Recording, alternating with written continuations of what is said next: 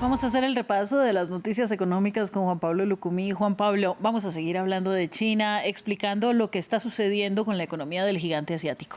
Y resumiremos el difícil escenario de recuperación económica de China en 5 claves para entender el panorama.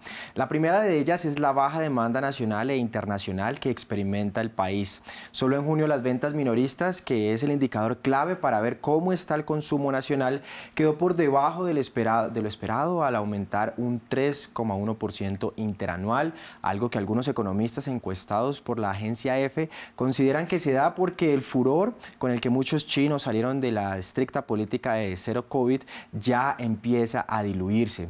A esos problemas de consumo nacional se le suma un descenso de la demanda proveniente del exterior, en parte porque muchos países encontraron otros proveedores de una variedad de productos, mientras China seguía en estrictas condiciones por esta política del COVID, y ahí podemos ver que varias economías fueron las alternativas. Hablamos de Singapur, Indonesia y otras de esa región. La segunda clave es la crisis del sector inmobiliario. Desde que muchas empresas del sector empezaron con problemas de liquidez en 2021, básicamente por las limitaciones del gobierno para que estas compañías pudieran financiarse. Esto generó desconfianza, frenó el mercado y bajó los precios de vivienda, según los analistas. El rol del gobierno chino en el sector privado sigue pasando factura, y más con el antecedente del coronavirus, y eso que no hemos mencionado, la inflación del país. ¿Cómo va este indicador? Sobre lo primero que usted menciona es porque es la siguiente clave, y es lo difícil que ha sido para Beijing recuperar la confianza del sector privado, porque con tantas leyes estrictas que se imponen, los negocios tienen dudas sobre si aumentar o no la producción y la inversión en sus empresas debido al panorama incierto. Respondiendo a su pregunta acerca de la inflación, en China se vive un riesgo de deflación. Recordemos que la deflación es el escenario contrario a la inflación y supone la caída generalizada y prolongada de los precios, en parte causado por un exceso de la oferta, que al final esta oferta pues no tiene una demanda la cual sea consumible. En junio China experimentó su 9º mes consecutivo de contracción al bajar un 5,4% interanual, y mientras la inflación en muchos países tiende a aumentar, en ese mismo mes en China se quedó congelado en el 0% interanual, su tasa más baja en 28 meses. Y para terminar todo este panorama, expertos consideran que hay estímulos insuficientes para animar el mercado chino, como lo que se destina en infraestructura o los apoyos fiscales del sector inmobiliario. Lo que suceda con China tiene que ver también con efectos en los mercados internacionales. Y están bastante preocupados en diferentes bolsas internacionales. Los inversores estuvieron decepcionados después de los débiles datos económicos de China el lunes, e incluso una serie de analistas del lado de la venta de Asia redujo su pronóstico para la segunda economía más grande del mundo, creyendo que el país no va a llegar a su objetivo del 5% en su PIB para fin de año.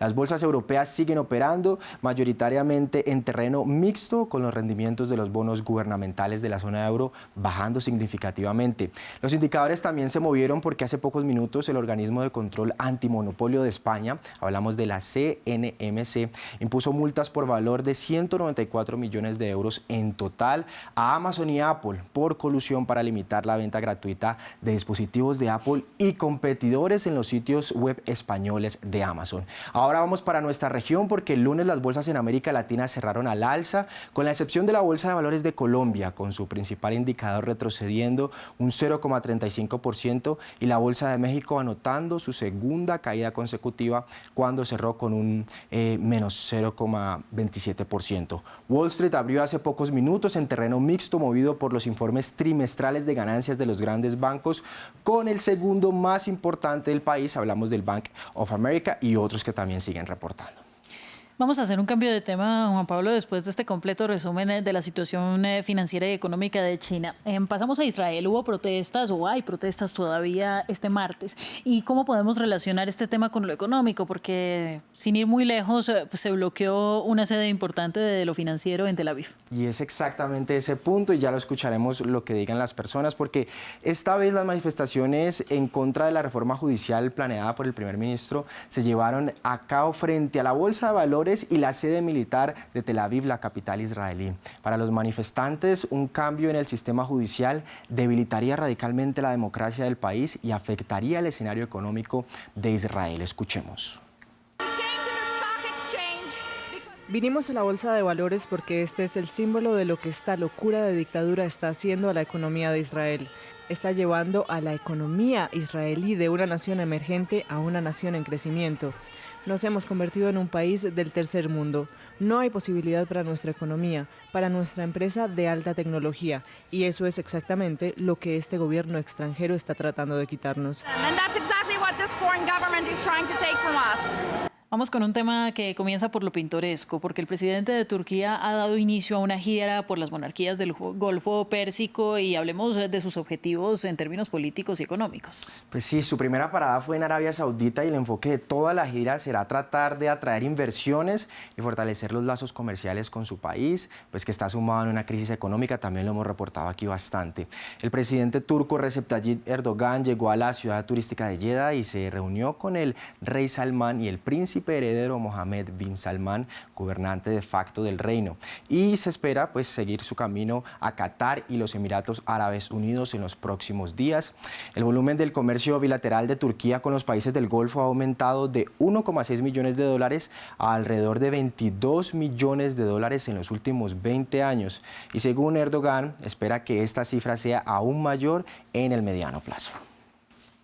Bueno, vamos ahora a pasar a nuestra cifra para esta jornada. Hay un cambio en los datos que nos va a entregar en este bloque. Así es, pues no sé si le interesa a usted mucho esta cifra, porque la economía de mascotas de China tuvo un valor de 69,25 millones de dólares en 2022, lo que supone un aumento del 811% respecto al año anterior, según pues, la firma de investigación Media Research. No sé si usted tiene alguna idea de por qué pues, tienen tantas mascotas en China. ¿Se le ocurre algo?